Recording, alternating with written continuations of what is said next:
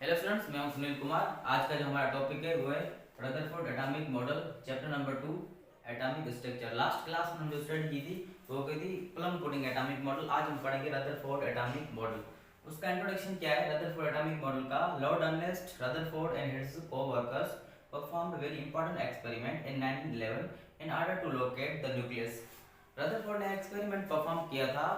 उसका जो main motto था कि न्यूक्लियस कहाँ होता है किसी भी एटम में, ठीक है। तो उसका ये एक्सपेरिमेंट था जो उसने परफॉर्म किया था अपने स्टूडेंट्स के साथ, जिसको हम कोवर्कर कह रहे हैं। 1911 में इसने परफॉर्म किया था in order to locate the nucleus, के न्यूक्लियस एटम में कहाँ होता है। फिर इसने एक सेटअप तैयार किया था, वो हम बनाते हैं। उसका सेटअप कौन सा था, ये था इसका इंट्रोडक्शन। ये अपने स्टूडेंट्स के साथ इसने एक एक्सपेरिमेंट परफॉर्म किया in order to locate the nucleus. इसने एक सेटअप तैयार किया, उसने एक प्लेट ली,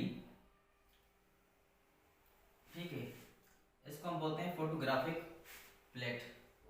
क्या कहते हैं, फोटोग्राफिक प्लेट, या जिंक सल्फाइड भी प्लेट कह सकते हैं, या फ्लोरोसेंट मटेरियल भी इसको कह सकते हैं। इसने इसके सेंटर पर एक गोल्ड फॉयल यूज की। क्या की, gold foil.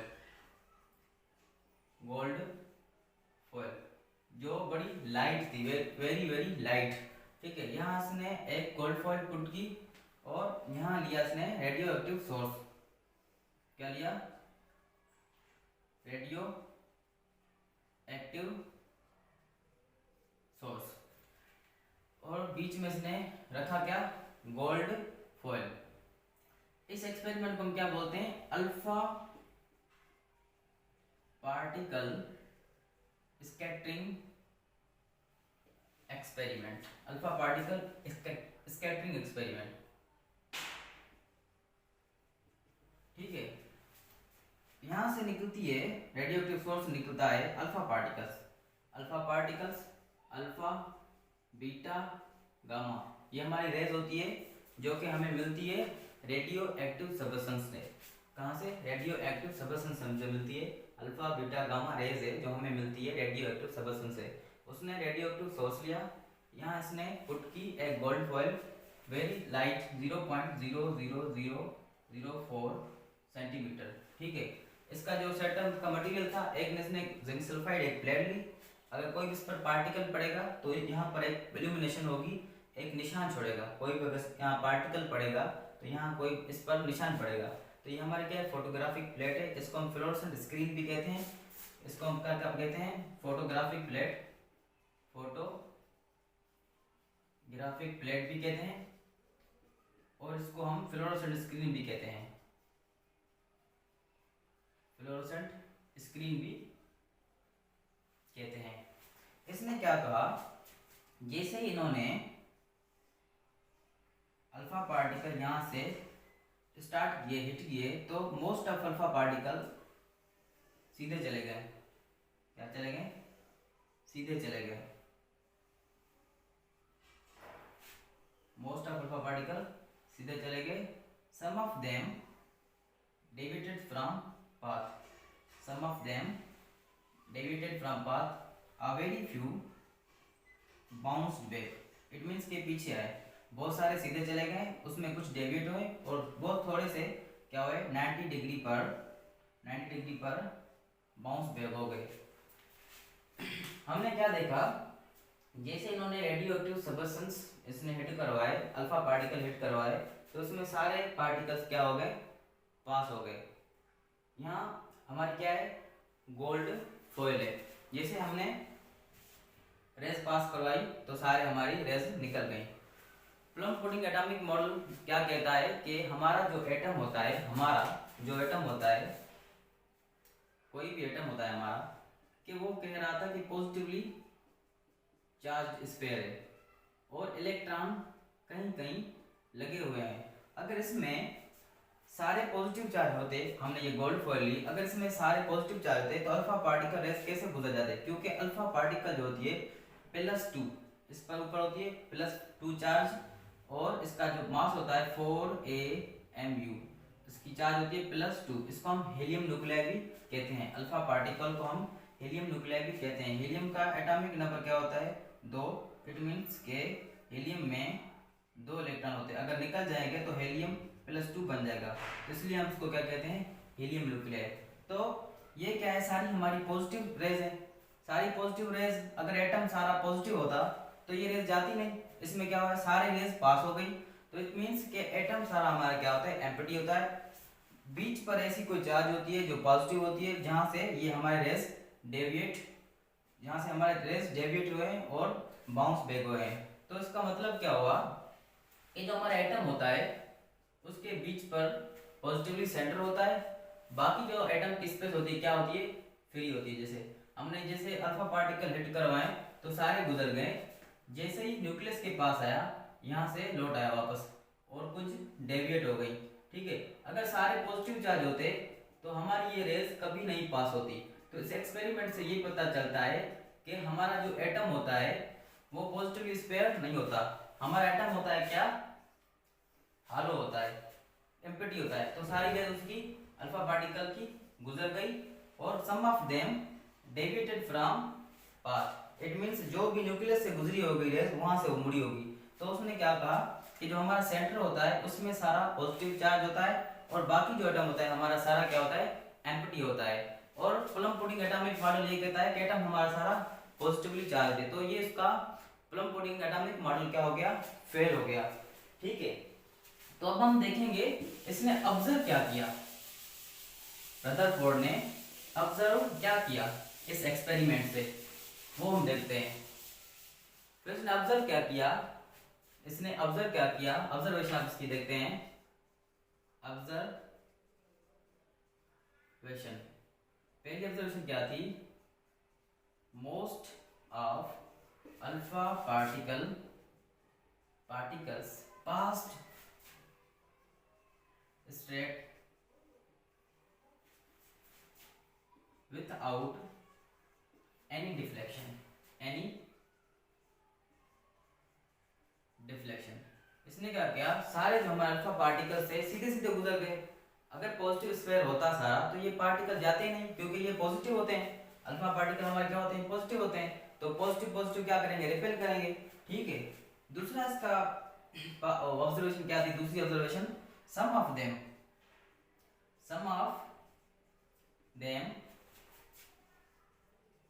deviated from path, कुछ इसमें अपने पास से हट गई, मुड़ गई।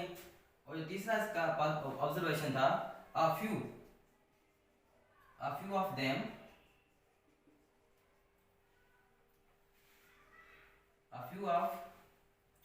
them bounced back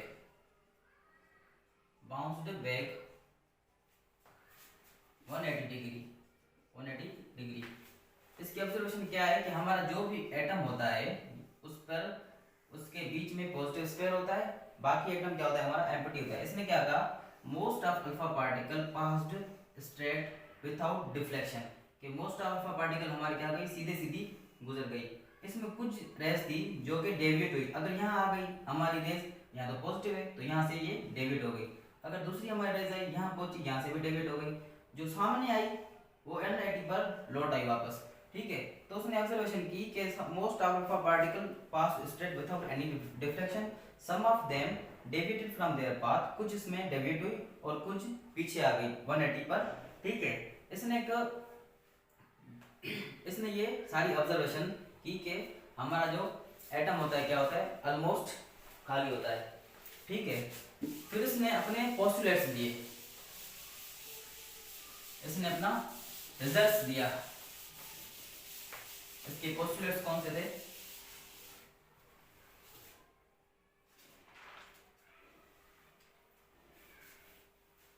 postulates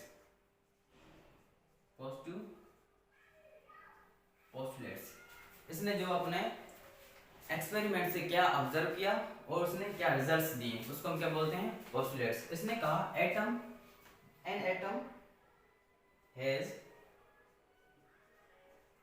an atom has most of space is empty. इसने क्या कहा, एटम हमारा सारा क्या होता है, खाली होता है। एटम हमारा सारा क्या होता है, खाली होता है। ठीक है, इसकी ये पहली पोस्टुलेट पॉइंट थी। दूसरी इसकी पोस्टुलेट पॉइंट थी, an atom of an element, an atom of an element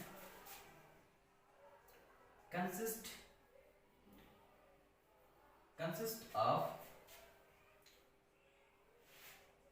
positively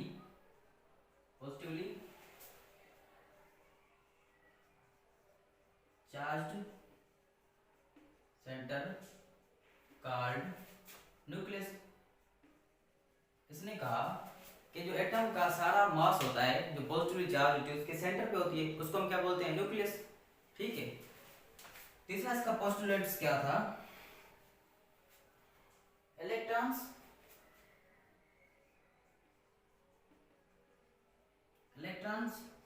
are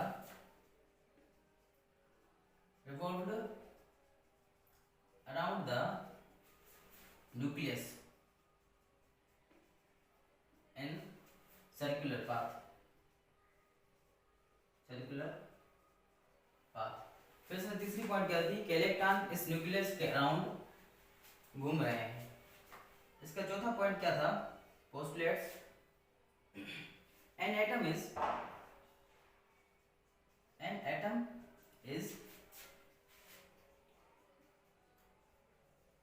electrically neutral. हमारा एटम क्या होता है? इलेक्ट्रिकली न्यूट्रल होता है। ये सेम बात कर रहा है जो प्लम पुडिंग में थी।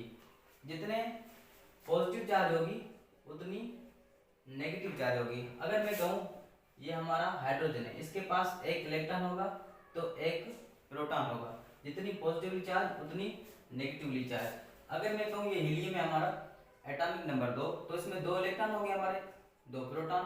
अगर आप कोई भी एटम लोगे, ये हमारा क्या carbon, atomic number 6, 6 electron 6 proton. तो हमारा एटम क्या होता है? Electrically neutral. Positively charge is equal to negatively charge. जितने पॉजिटिव चार्ज होंगे उतनी नेगेटिव चार्ज होगी। ठीक है। इसकी जो लास्ट वन पॉइंट है,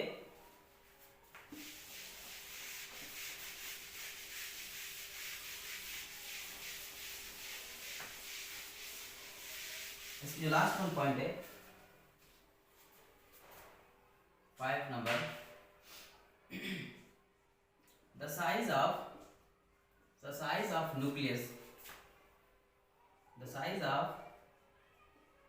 nucleus is very similar than size of an atom। इसने कहा अपने एक्सपेरिमेंट से कि जो न्यूक्लियस की साइज तमाम छोटी होती है as compare size of atom. इसने कहा कि जो न्यूक्लियस की साइज होती है एज कंपेयर एटम की साइज से तमाम छोटी होती है। ठीक है। तो उसने क्या कहा कि जो हमारा न्यूक्लियस होता है वो होता है 1 फर्मी, और जो हमारा एटम होता है उसकी जो साइज होती है वो 1 एंगस्ट्रॉम। ठीक है, 1 एंगस्ट्रॉम। तो 1 फर्मी हमारा क्या होता है? 10⁻⁻15 मीटर। और हमारा एंगस्ट्रॉम कितना होता है? 10⁻10 मीटर। ठीक है। तो ये बहुत छोटा डिजिट होता है -15 और ये -10। तो उसने ये अपना ऑब्जर्वेशन दी कि जो एटम होता है बड़ा होता है एज कंपेयर न्यूक्लियस। तो वैसे हमें पता है न्यूक्लियस हमारा छोटा होता है, एटम बड़ा होता है। तो इसका जो वॉल्यूम है 1 फर्मी, जो एटम का वॉल्यूम है वो 1 एंगस्ट्रॉम। ये भी क्वेश्चन बनता है कि साइज ऑफ एन एटम कितनी होती है। तो आपको पता होना चाहिए कि साइज ऑफ न्यूक्लियस कितनी होती है, एटम की कितनी होती है। एटम की साइज एज ऑलमोस्ट होती है 1 एंगस्ट्रॉम, और जो न्यूक्लियस की साइज होती है 1 फर्मी। 1 फर्मी कितना होता है? 10⁻⁻15। ये थी इसकी लास्ट पॉइंट। इसने कौन सी पॉइंट्स दी? पहली पॉइंट इसकी ये थी कि एटम हमारा सारा क्या होता है? एम्प्टी होता है। एटम हमारा सारा क्या होता है? एम्प्टी होता है। जो भी चार्ज होती है पॉजिटिवली वो सारी उसके सेंटर पे होती है। उस टाइम जिस टाइम ये रदरफोर्ड एटॉमिक मॉडल आया था तो उस टाइम न्यूट्रॉन की डिस्कवरी नहीं होती। तो इसने यही बात की कि जो भी पॉजिटिवली चार्ज होती है वो सेंटर पे होती है, बाकी जो हमारा एटम होता है सारा एम्प्टी होता है, खाली होता है, और उसके अराउंड इलेक्ट्रॉन घूमते हैं, ठीक। और इसकी जो चौथी पॉइंट है, इस एटम इज इलेक्ट्रिकली न्यूट्रल। और जो लास्ट वन पॉइंट है कि जो साइज ऑफ न्यूक्लियस होती है छोटी होती है as compare size of atom, ठीक है। ये हमारा कुछ टाइम मॉडल चला था, फिर फेल हो गया, ठीक। हम इसके लिखते हैं वीकनेस पॉइंट। ये क्यों फेल हुआ model?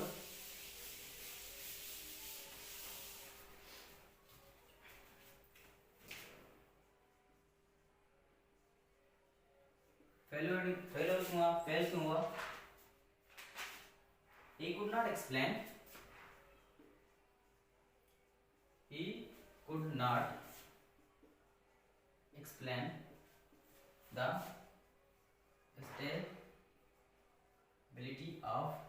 stability of an atom. दूसरी वीकनेस पॉइंट इसकी क्या थी? He could not explain the line spectrum of an atom.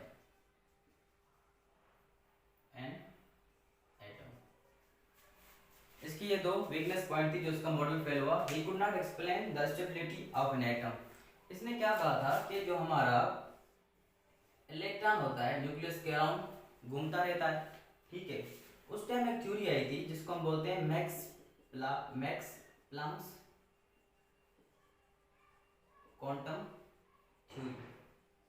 According to this theory, any accelerated charge particle emit radiation lose energy.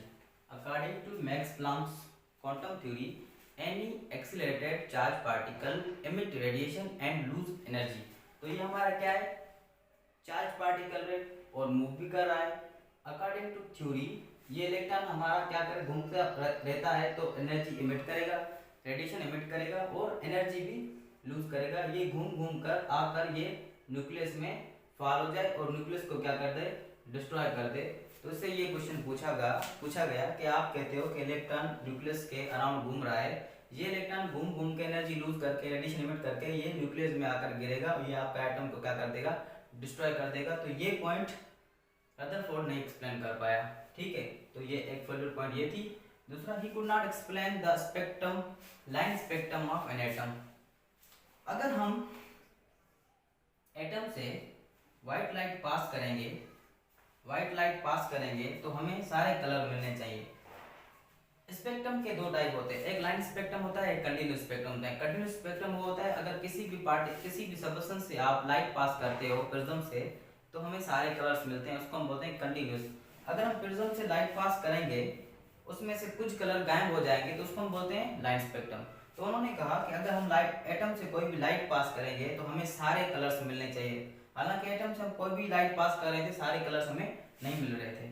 अगर हमने कोई भी लाइट पास की atom से तो हमें ये सारे कलर मिलने चाहिए थे, जैसे blue, red, green, yellow, violet, indigo, ये सारे मिलने चाहिए थे कलर। पर ये सारे कलर हमें नहीं मिल रहे थे, कुछ कलर गायब थे, बस ब्लू, रेड। अगर दूसरा आइटम हमने यूज किया तो दूसरे कलर्स ब्लू, ग्रीन, तो सब कुछ कलर्स गुम हो रहे थे। तो ये लाइन स्पेक्ट्रम बना रहा था। इसको बनाना चाहिए था क्या, कंटिन्यूस स्पेक्ट्रम, सारे कलर देना चाहिए थे। ये कुछ कलर्स क्या हो रहे थे, शार्ट हो रहे थे। असल में कलर्स कुछ नहीं होते, रेडिएशंस होती है जो कि हमको पूरी नहीं मिल रही थी। लाइन स्पेक्ट्रम बना रहे थे, इसको बनाना चाहिए इट्स कंटिन्यूस। ये बना रहा था line spectrum, so he could not explain the line spectrum of an atom. So that was about the Rutherford atomic model. Next class में हम पढ़ेंगे Niels Bohr atomic model. Thanks for watching.